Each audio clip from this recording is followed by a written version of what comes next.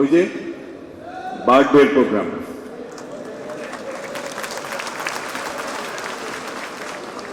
সভাপতিত্ব করছেন আমাদের স্নেহের ছোট ভাই, যার হাতে স্বেচ্ছাসেবক দল সফলভাবে এগিয়ে যাচ্ছে। খুব খুশি আমরা।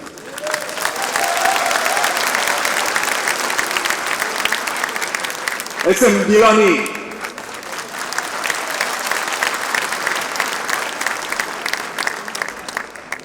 প্রধান অতিথি হিসেবে উপস্থিত আছেন। আমার মনে হয় গিনিস বুক অব ওয়ার্ল্ড রেকর্ডে ওনার নাম ওঠা উচিত। একজন মানুষ 15-16টি বছর এক নাগারে শুধু ঘুমানো ছাড়া একটা রুমের ভিতর একটা চেয়ারের উপর বসে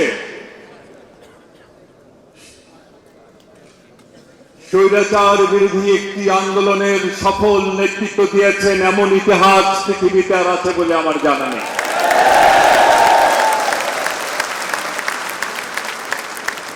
তবে ওই ঘর এবং ওই চেয়ারটা আমার মনে হয় time has come to say goodbye.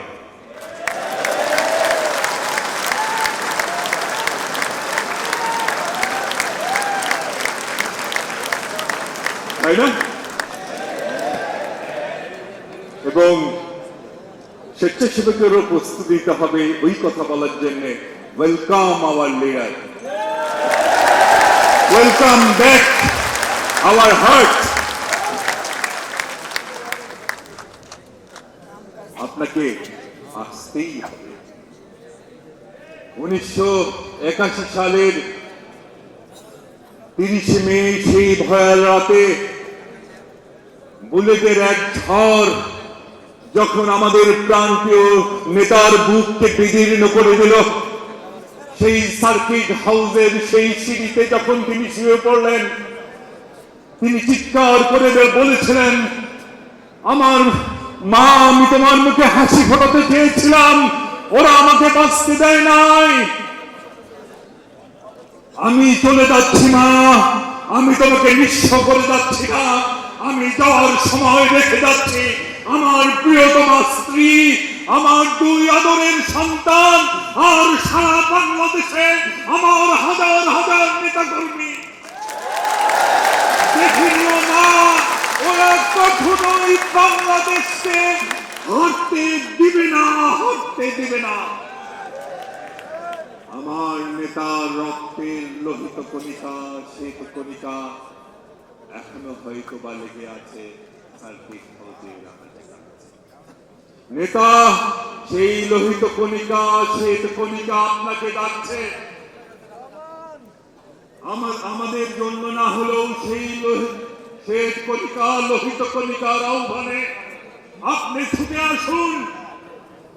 আপনার পিতার রক্ত আপনাকে ডাকছে না, খুনের বদলা খুন না। আমি জানি আপনি তা বিশ্বাস করেন না, কিন্তু যে স্বপ্নকে মুখে ধারণ করে আমাদের নেতা চলে গিয়েছিলেন, সেই স্বপ্নের বাস্তবায়ন করেই আপনি আপনার পিতৃ হত্যার বদলা নেন।